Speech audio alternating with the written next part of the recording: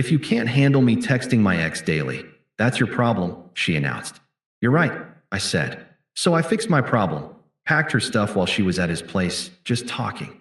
She came home to 14 boxes in the hallway and a note. Problem solved.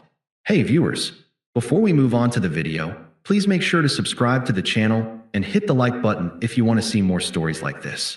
Thanks. Throwaway account because, well, you'll see why.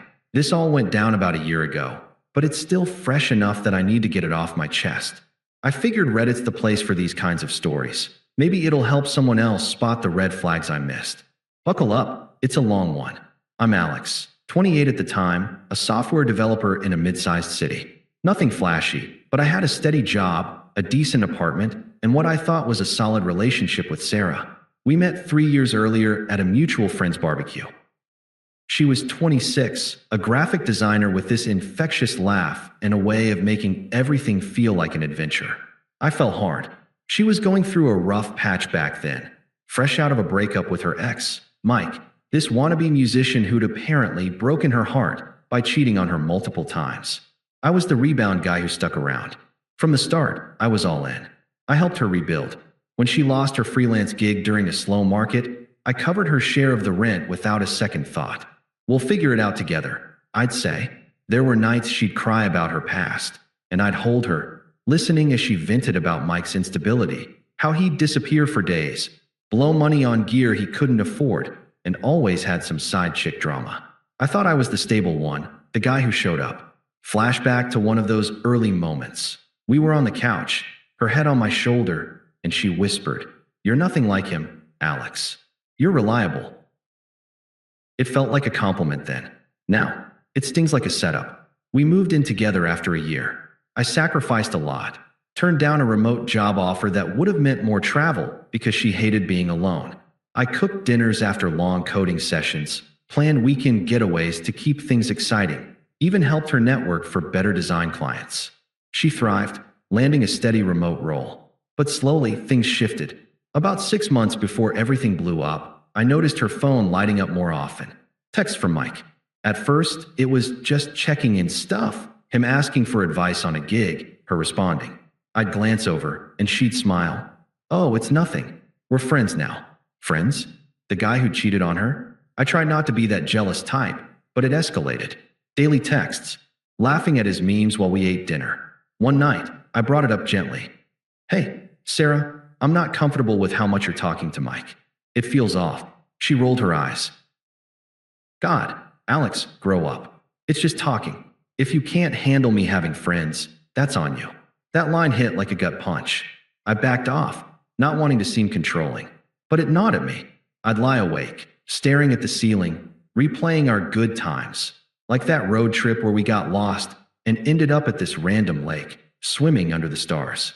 I sacrificed sleep for her back then, driving all night so she could rest.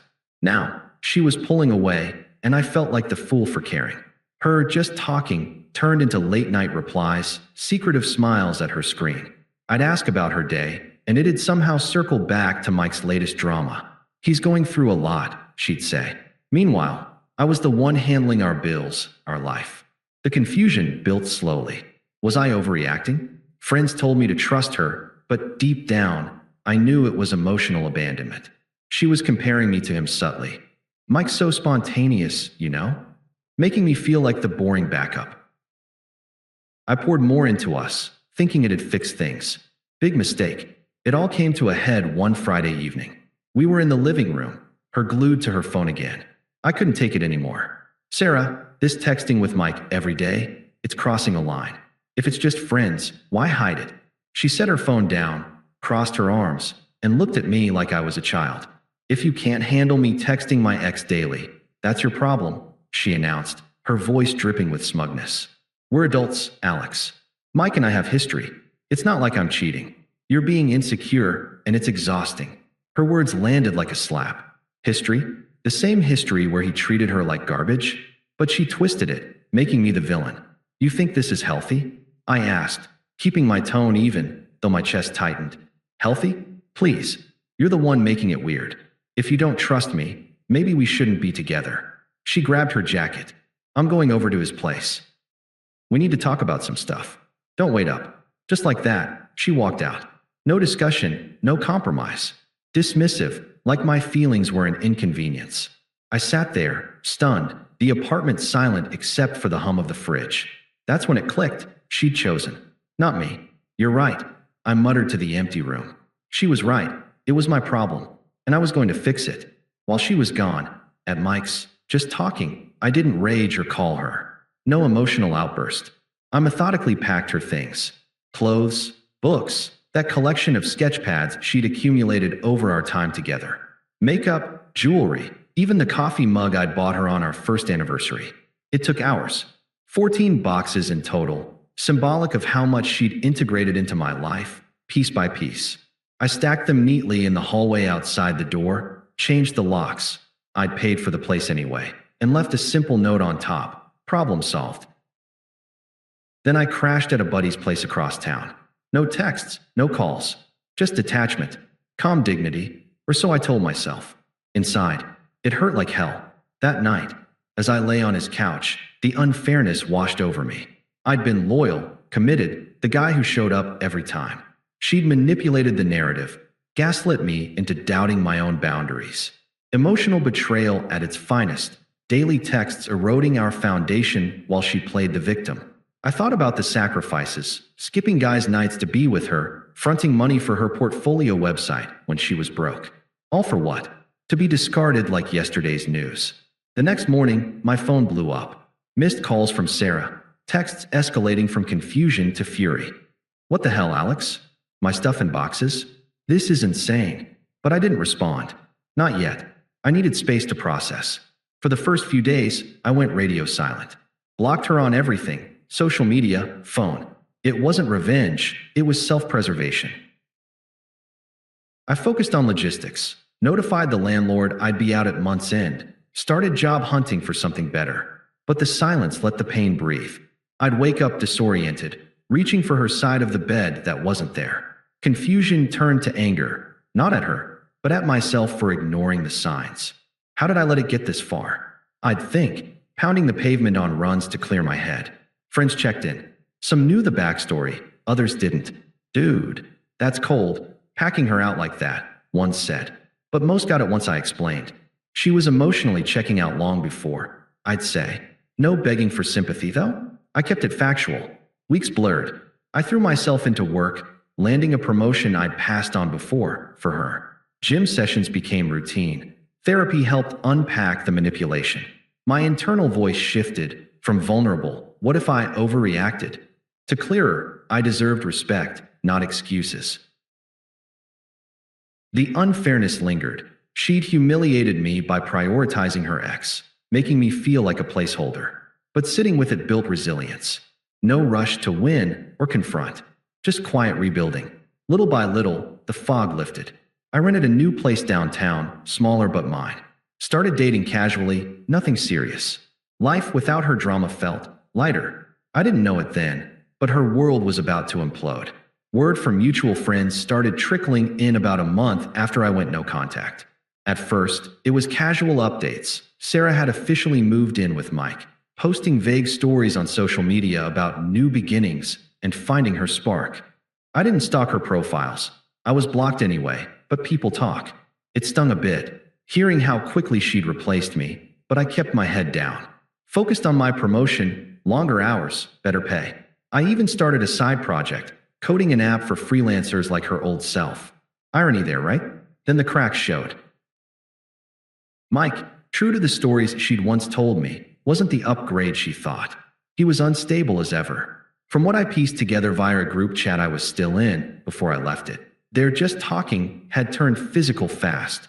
But Mike's musician gig wasn't paying bills. He'd blow cash on studio time, parties, and apparently other women.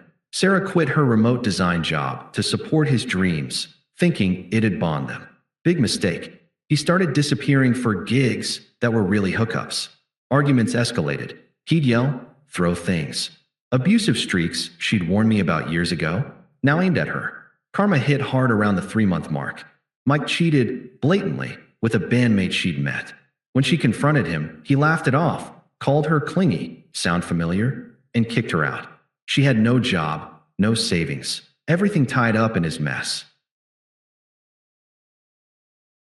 Friends who'd cheered her glow up started distancing themselves when she badmouthed me online, twisting the story to make me the controlling ex who'd thrown her out without warning.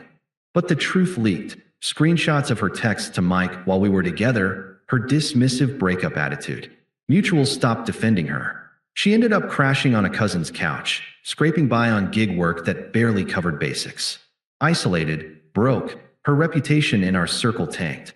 She discarded me like a safety net, only to find the net was gone when she fell. It was satisfying in a quiet way, not gleeful, just. I'd sit with a coffee in my new apartment, reflecting on how her choices boomeranged. No sympathy from me. She'd earned it. But I didn't gloat. Life moved on. The attempt started subtly. First, an email, since I'd blocked her number. Alex, hey, I know things ended badly, but can we talk? Mike was a huge mistake. I miss what we had. I read it, felt nothing but a faint echo of the old hurt, and archived it. No reply. Then text from a new number. Please, just hear me out. I'm sorry for everything. Ignored. Calls followed, voicemails piling up. Alex, pick up. I need to explain. It wasn't cheating, it was just emotional. You overreacted. Twisted logic, same as before. Her hypocrisy shone through. Now she was the one begging, flipping the script. It escalated when her friends and family got involved. Her best friend, Lisa, messaged me on LinkedIn of all places. Dude, you're being a dick. Sarah's going through hell. At least give her closure. Toxic, unpleasant, implying I owed her something after her betrayal. Then her mom called from a withheld number. How could you treat my daughter like trash? Packing her boxes? That's low. She deserves better than your pettiness. I hung up mid-rant, blocked the number. No engagement. Their unpleasantness just reinforced why I detached. Sarah's desperation ramped up. She showed up at my old workplace before I switched jobs, but I'd already left. Then, one evening, a knock at my new door. I checked the peephole. Her, looking disheveled, eyes red. I opened it halfway, keeping calm. Alex, thank God. Let me in. We need to talk. Her voice cracked, but there was that underlying smugness, like she expected me to fold. What's there to say, Sarah? I replied evenly, no warmth. She pushed forward. I was wrong, okay? Mike's a psycho. He cheated, left me with nothing. I quit my job for him, and now I'm broke. But you were always there. I missed that. Us. Can't we try again? I'll cut him off for good. Her words revealed the shift, desperate, but still manipulative, framing it like I'd be her savior again.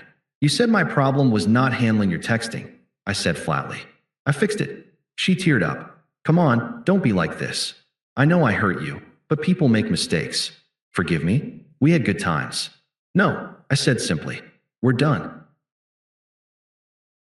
That's when the anger surfaced, her true colors flashing. You're heartless. After everything, you just throw me away? Fine, rot alone. You'll regret this. You were boring anyway. She stormed off, but the power reversal was clear. She was unraveling. I was steady.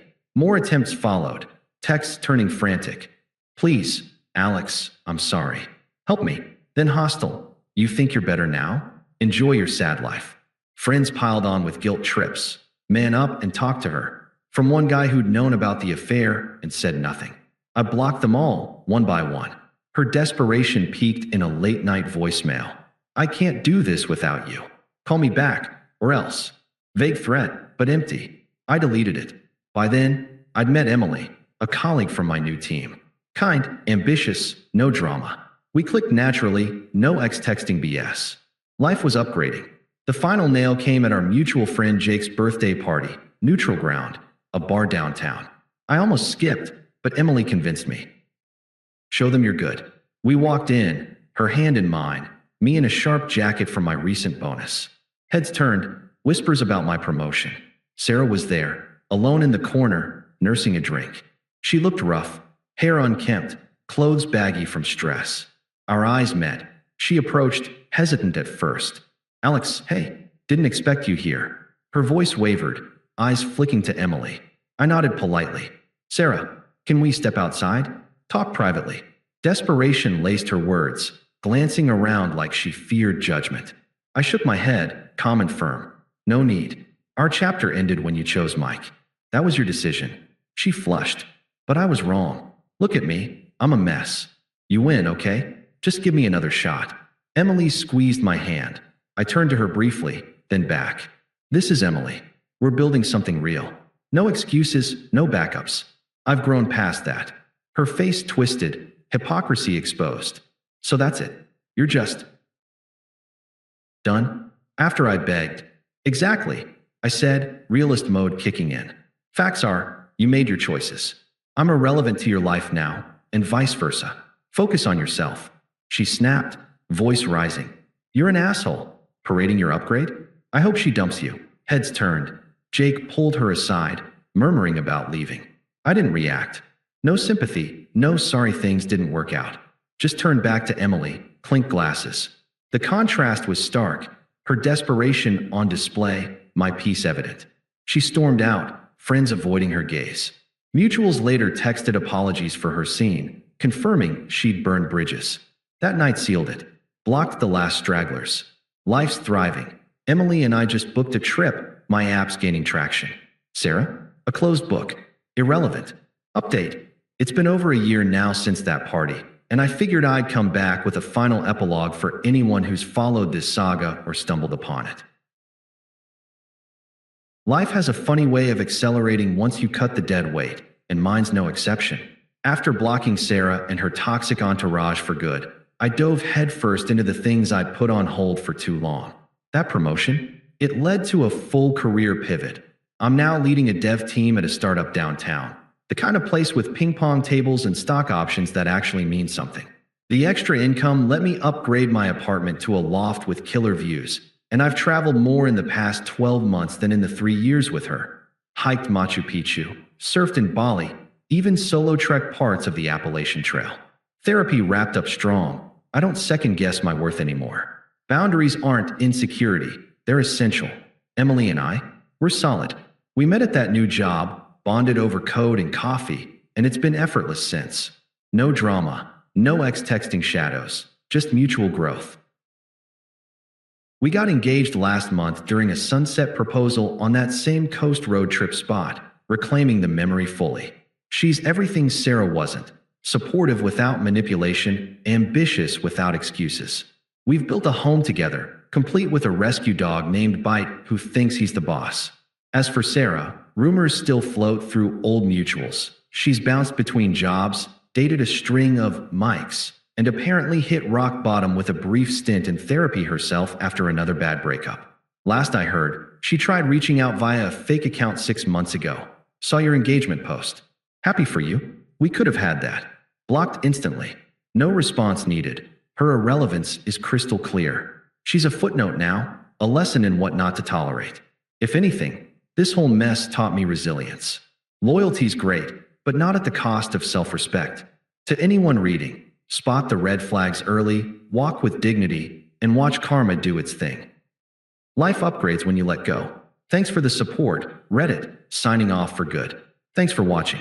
Make sure to subscribe to the channel and hit the like button. What do you think about this story? Share it in the comments.